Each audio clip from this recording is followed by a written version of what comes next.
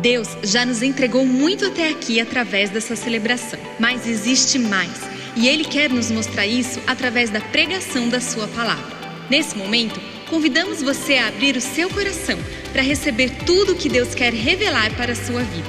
Para você acompanhar a mensagem e os versículos bíblicos usados, preparamos um esboço digital. Baixe agora mesmo o aplicativo da Igreja da Cidade, disponível no Google Play e na Apple Store, e encontre esse esboço e muito mais. Tudo pronto? Então vamos para esse tempo especialmente preparado para você. E depois de ouvir, compartilhe com mais alguém o link desta palavra.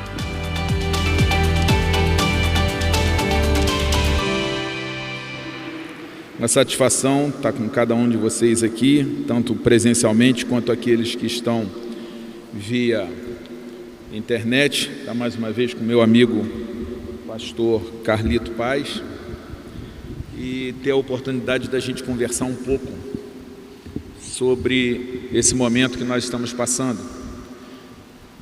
Deus é eterno, Jesus é eterno, o Espírito Santo é eterno e tem resposta para cada um dos momentos pelos quais nós passamos.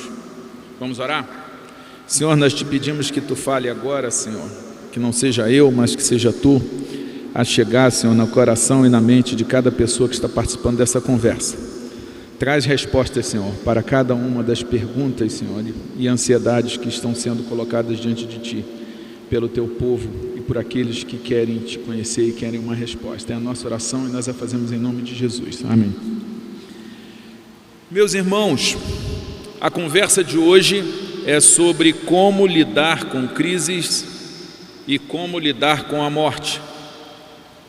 O mundo está passando por uma pandemia, nós temos uma quantidade absurdamente alta de mortes, e não só mortes de pessoas, que é o mais grave, óbvio, viúvas, viúvos, órfãos, pessoas que estão perdendo seus entes queridos, um aumento no suicídio, que já era um problema grave, um aumento na violência familiar, na violência doméstica, um aumento absurdo no número de divórcios, fruto de toda essa situação, principalmente do confinamento, um aumento, uma quebradeira de empresa, um desemprego muito grande, um desrespeito extraordinariamente inexplicável e inesperado dos direitos e garantias individuais, onde os governantes estão desrespeitando a Constituição e se sentindo no direito de, sob o argumento da saúde, desrespeitar aquilo que está escrito na Constituição Federal.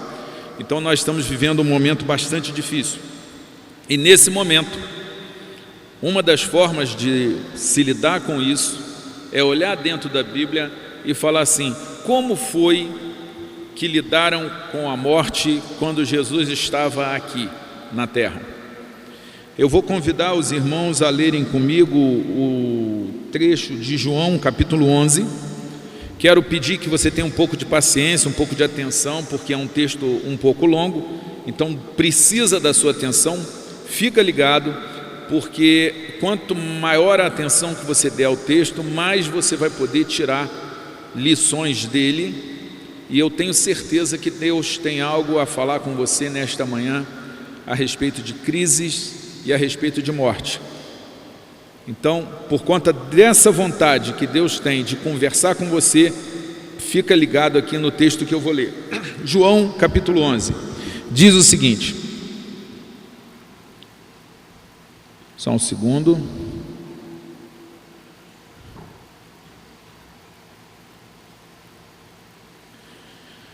Estava enfermo Lázaro de Betânia, da aldeia de Maria e de sua irmã Marta. Esta Maria, cujo irmão Lázaro estava enfermo, era a mesma que ungiu com bálsamo o Senhor e lhe enxugou os pés com seus cabelos. Mandaram, pois, as irmãs de Lázaro dizer a Jesus: Senhor, está enfermo aquele a quem amas. Ao receber a notícia, disse Jesus: esta enfermidade não é para a morte, e sim para a glória de Deus, a fim de que o Filho de Deus seja por ela glorificado. Ora, amava Jesus a Marta e a sua irmã e a Lázaro. Quando, pois, soube que Lázaro estava doente, ainda se demorou 2 dias no lugar onde estava. Depois disse aos seus discípulos: vamos outra vez para a Judeia. Disseram-lhe os discípulos: Mestre, ainda agora os judeus procuravam apedrejar-te, e vais voltar para lá? E Jesus respondeu: não são 12 as horas do dia? Se alguém andar de dia, não tropeça, porque vê a luz deste mundo. Mas, se andar de noite, tropeça, porque nele não há luz. Isto dizia e depois lhes acrescentou: nosso amigo Lázaro adormeceu, mas vou para despertá-lo. Disseram-lhe, pois, os discípulos: Senhor, se dorme, estará salvo. Jesus, porém, falara com respeito à morte de Lázaro, mas eles supunham que tivesse falado do repouso do sono. Então Jesus lhes disse claramente: Lázaro morreu, e por vossa causa me alegro de que lá não estivesse, para que possais crer, mas vamos ter com ele. Chegando Jesus, encontrou Lázaro já sepultado havia 4 dias.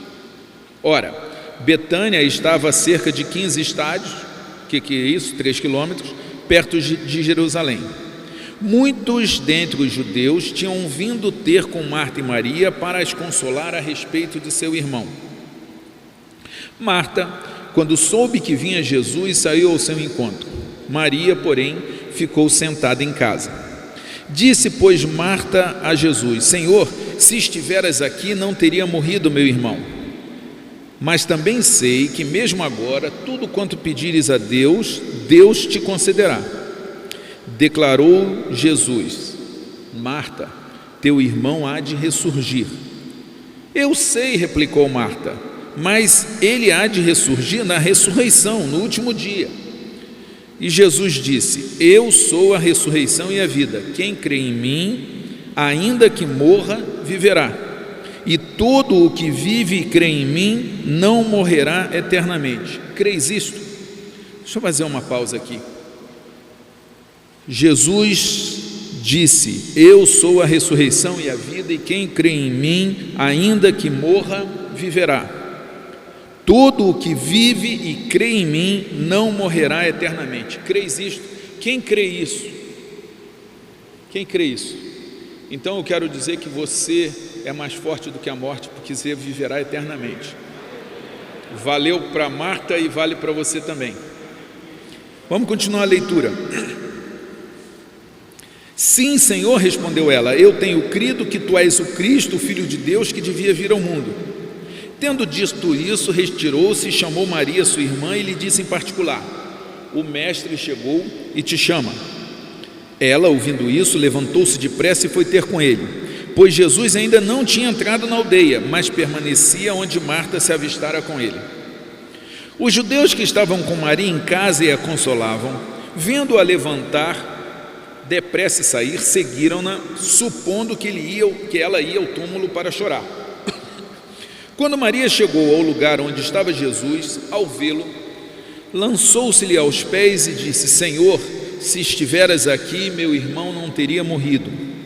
Jesus, vendo-a chorar, e bem assim os judeus que a acompanhavam, agitou-se no espírito e comoveu-se, e perguntou: onde o sepultastes? E eles lhes responderam: Senhor, vem e vê. Jesus chorou. Então disseram os judeus: vede quanto o amavam. Mas alguns objetaram: não podia ele, que abriu os olhos ao cego, fazer com que não morresse? Jesus, agitando-se novamente em si mesmo, encaminhou-se para o túmulo. Era este uma gruta e cuja entrada tinham posto uma pedra. Então ordenou Jesus: tirai a pedra. Disse-lhe Marta, irmã do morto: Senhor, já cheira mal, porque já é de 4 dias. Respondeu-lhe Jesus: eu não te disse que se creres verás a glória de Deus? Tiraram então a pedra. E Jesus, levantando os olhos para o céu, disse: Pai, graças te dou porque me ouviste. Aliás, eu sabia que sempre me ouves, mas assim falei por causa da multidão presente, para que creiam que tu me enviaste. E tendo dito isto, clamou em alta voz: Lázaro, vem para fora. Saiu aquele que estivera morto, tendo os pés e as mãos ligados com ataduras e o rosto envolto num lenço, e então lhes ordenou Jesus: desatai-o e deixai-o ir. Muitos, pois, dentre os judeus que tinham vindo visitar Maria, vendo o que fizera Jesus, creram nele. Outros, porém, foram ter com os fariseus e lhes contaram dos feitos que Jesus realizava. A primeira coisa absolutamente marcante para mim nesse texto é que Jesus, mesmo sabendo que iria curar, mesmo sabendo-se capaz de curar, se comove com a dor daquela família enlutada e chora.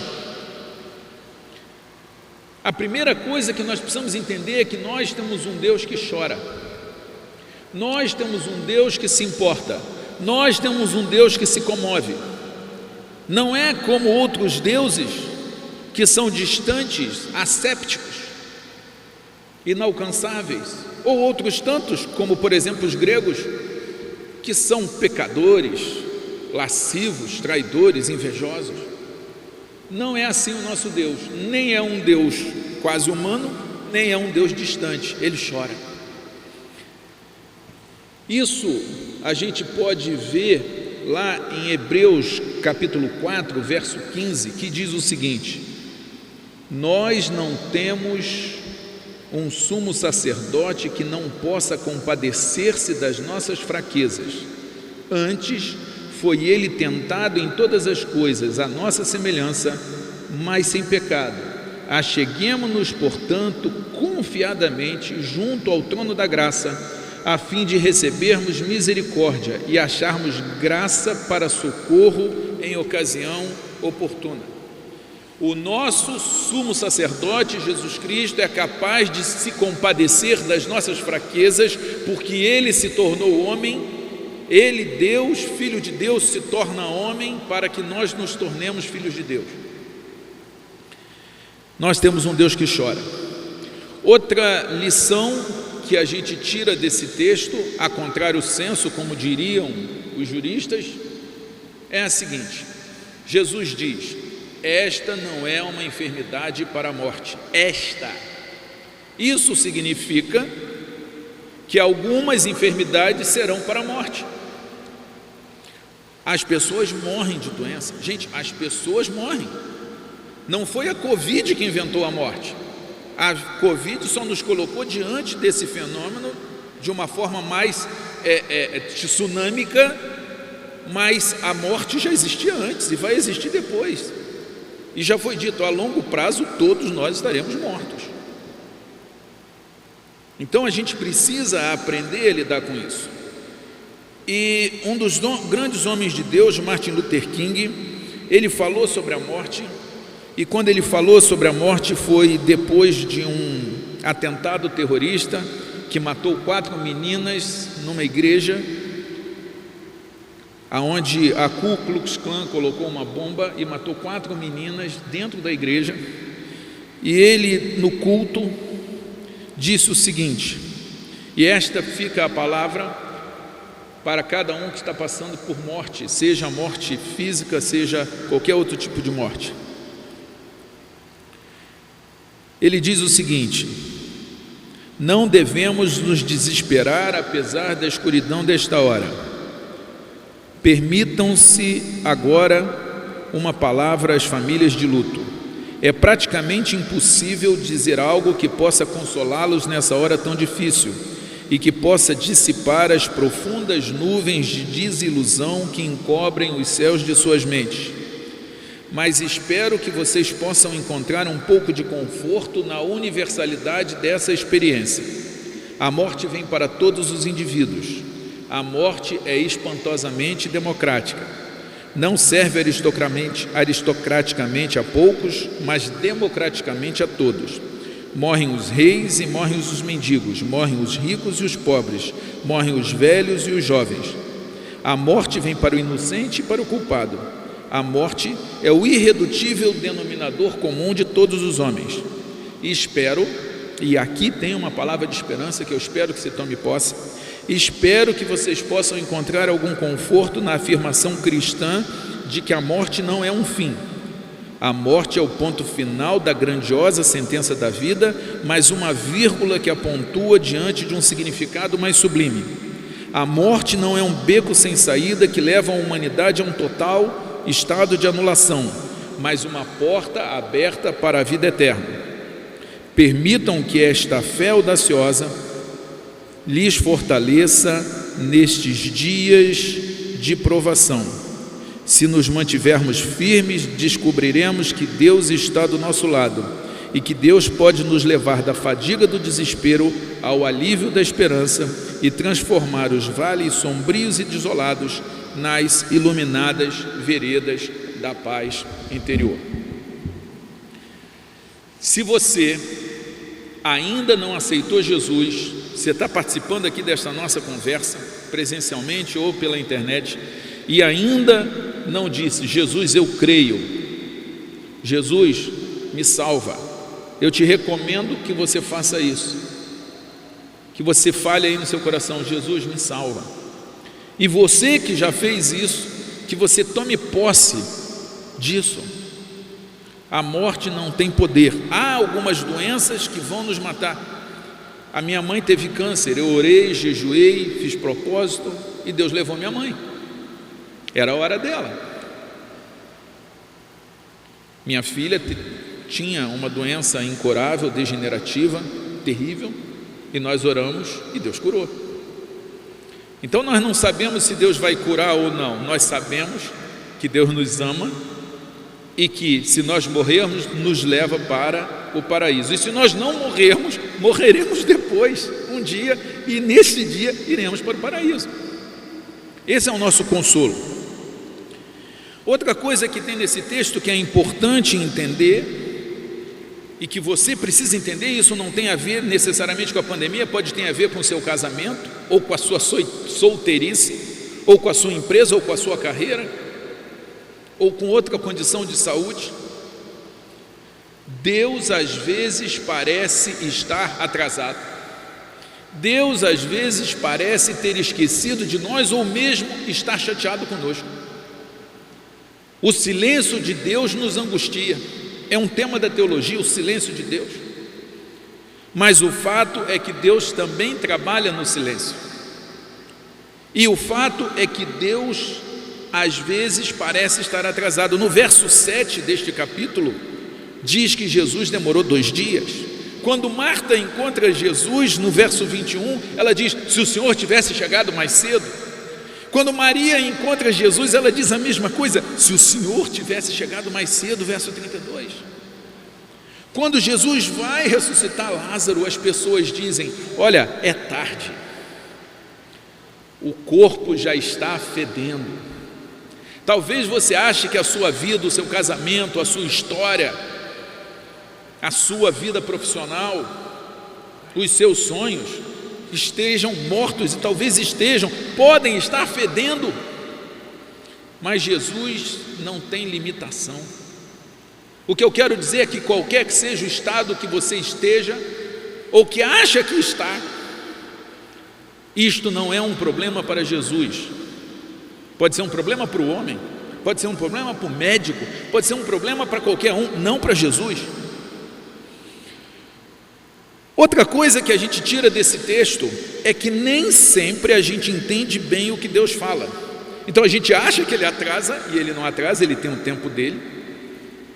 E a gente não entende bem. E por que a gente não entende bem? Porque como que você vai colocar dentro da mente humana, limitada, todo o conhecimento de Deus? Não cabe. Simplesmente não tem espaço no HD. Olha só, quando Jesus disse: essa doença não é para a morte, mas para a glória de Deus, ninguém entendeu. Quando Jesus disse: Lázaro dorme, o pessoal achou que estava dormindo mesmo. Gente, olha só, morreu. Vocês não entenderam aqui a metáfora aqui, ó. Quando Jesus diz que vai Um diz assim: você está indo lá para morrer, e Jesus diz: eu tenho que cumprir minha missão. Que é o que a gente tem que responder: eu não me envergonho do Evangelho de Cristo. A gente não pode se envergonhar do Evangelho de Cristo. Mas quando Jesus diz: estou indo, o sujeito fala: você vai morrer. E aí, num gesto heróico, Dídimo diz: vamos lá morrer contigo. Jesus: você não entendeu nada, meu filho, não vai ter morte hoje. O que a gente vai ter é cura, é ressurreição. Quando Jesus diz para Marta que ia resolver o problema, que Lázaro ia ter vida, Marta entende errado. Ela fala: não, vai ter, tudo bem, lá no paraíso. Aí Jesus fala: não, filha, vai ser agora. Então o que eu queria que você pegasse é que às vezes a gente não entende nada. E quando você não entender nada, eu quero te dar um conselho, uma sugestão. Quando você não entender o que Deus está fazendo, ou falando, ou achar que Ele está atrasado, confia em quem Deus é. Você sabe quem Deus é. Deus usa as circunstâncias para desenvolver a nossa fé. Tudo isso que nós estamos passando é uma oportunidade, é palco, é caminho para nós desenvolvermos a nossa fé. Quem aqui quer ter mais fé? Todo mundo. A gente sabe que a fé é o firme fundamento de todas as coisas. E quem acha que não tem fé suficiente, levanta a mão. Quase todo mundo. Deixa eu dar uma boa notícia. Deus aceita como fé a obediência. Em Lucas 5, quando Simão diz que não tem peixe: Senhor, pescamos a noite inteira e não tem nada, mas já que és tu quem estás falando, eu vou lançar as redes. E aí veio a maior pesca de toda a vida dele. Então você sai daqui dizendo o seguinte: se em algum momento você achar que não tem fé, obedece, segue a Bíblia, e Deus vai entender isso como fé. Outra coisa que a gente tira daqui é que sempre vai ter alguém criticando Jesus. Ah, mas esse Jesus aí, se ele gostasse mesmo do Lázaro, ele poderia ter curado Lázaro. Quando você chegar na sua faculdade, na sua universidade, ou no seu emprego, ou com seu patrão, ou no clube, ou ler alguma notícia em algum jornal, sempre vai ter alguém reclamando de Deus. Ah, mas Deus, quem não obedece vai para o inferno. Deus é tirano. Ah, mas Deus dá muita ordem, Deus proíbe muita coisa. Aí quando as pessoas, usando a liberdade que Deus deu, porque não é tirano, porque no espírito dele é liberdade, e dá tudo errado, fome, injustiça, guerra, pandemia, aí lembram e dizem assim: a culpa é de Deus. Ué, como que pode ser a culpa de Deus, se for as escolhas que nós mesmos fizemos enquanto sociedade, enquanto humanidade? O que eu quero te dizer é: não se impressione, sempre vai ter alguém falando mal de Deus. Faz parte. Outra coisa que a gente vê aqui, que Jesus tem poder. Jesus cura, transforma, salva, liberta. Então você pode ser daqueles que ficam o tempo todo vigiando Jesus para achar defeito e fazer crítica, e para ir contar para os fariseus aquilo que você vê. Ou você pode ser daqueles que se lançam, como fez Maria, aos pés de Jesus e diz: ah, Senhor, se o Senhor tivesse chegado a tempo. Este Jesus paciente e misericordioso vai dizer: não se preocupe, eu sou o Senhor do tempo. Mas você precisa tomar posse disso.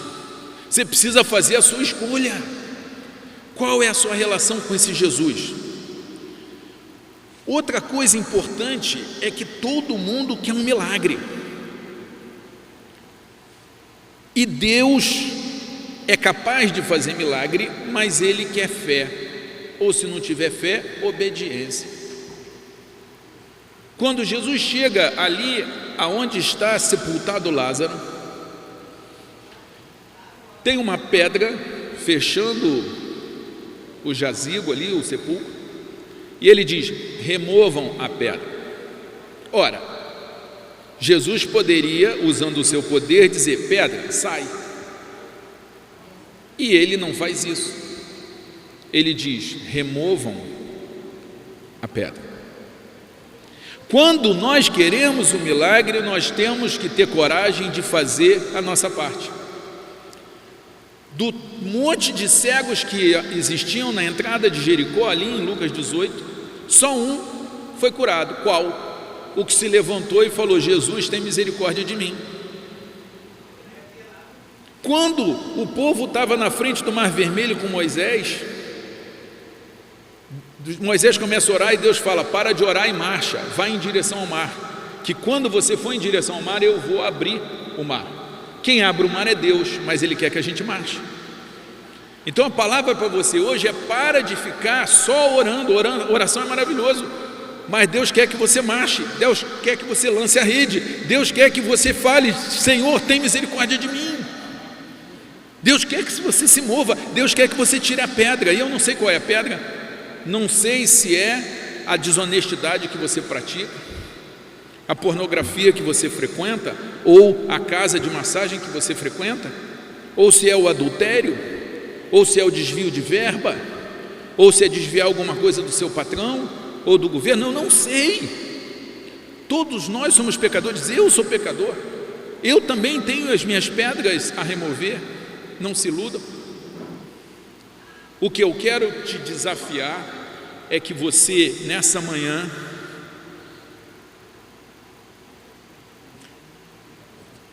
decida: eu quero remover a pedra ou não. É a sua escolha. Você que é mulher, você que é homem e é agressivo e bate na sua esposa, isso é uma pedra, é crime, também é pecado. Você, esposa que apanha do marido, tem um lado espiritual que você vai orar, vai procurar o pastor, mas tem um lado muito objetivo da lei. Você vai descascar e vai dizer: estou apanhando do meu marido. São dois assuntos diferentes, com soluções diferentes, não conflitantes. Você que está em pecado, abandona o pecado, remove a pedra. E quando a gente vê o milagre, ainda temos que fazer o quê? Ainda temos que cumprir algumas ordens. Desatai. Ontem eu estava aqui conversando com o pastor Madaleno sobre o Eleve Hub, que procura ensinar empreendedorismo para todos os jovens que estejam interessados em empreendedorismo. Então, uma coisa é o jovem chegar aqui, aceitar Jesus, está com a vida eterna garantida, se sente acolhido, mas esse jovem continua precisando de emprego. Esse jovem continua precisando de educação, de conhecimento, de orientação. Então vamos lá, a gente faz uma parte que Deus deixou com a gente. Qual? Desatai-o e deixai-o ir.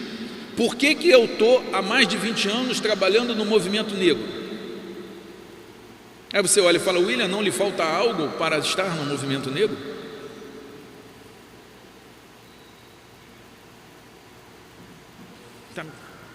Não te falta nada? Não. Falta um país sem racismo. Eu tenho o dever cristão de ajudar aqueles que estão precisando, de desatar. Quando eu dou um livro, quando eu consigo uma bolsa, eu estou desatando. Isso é com a gente, isso é com a igreja. Deus divide o trabalho conosco, e você não pode desprezar isso. A gente tem que desamarrar as pessoas. Então, meus irmãos, se a gente está no meio de uma crise, a gente precisa entender que Deus não perdeu o controle no meio da crise. A gente tem que lembrar que esta não é a primeira pandemia. Isso já aconteceu antes. É porque a gente estava desacostumado. Mas a história tem pandemias, faz parte do curso da história, e a gente tem que aprender a lidar com isso. A gente precisa entender que quando Deus não muda as circunstâncias, Ele quer mudar a gente. Então, se essa cura, se essa vacina demora, a gente tem algo a aprender, porque essa pandemia tem mostrado o melhor e o pior da raça humana. Quanto dinheiro foi desviado, gente? O que a gente tem como sociedade, como pessoa, aprender com isso? O fato é que a Bíblia diz, Jesus diz, João 16:33, no mundo tereis aflições, mas tende bom ânimo, eu venci o mundo. O que Deus nos promete não é a falta de problemas, mas estar conosco no problema. Alguns Ele vai resolver, outros não. Deus não nos promete que não morreremos. O que Ele nos promete é que a morte foi vencida por Ele e pelo sacrifício e ressurreição dEle nós teremos a vida eterna. E a gente tem que tomar posse disso.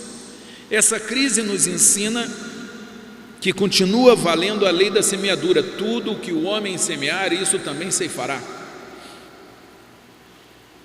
Se tivéssemos usado todo o dinheiro que ficou disponível para reformar o hospital, aliás, São José dos Campos é um exemplo nisso, fez um hospital em 33 dias, salvo engano, e não foi de campanha não, está lá para o resto da vida.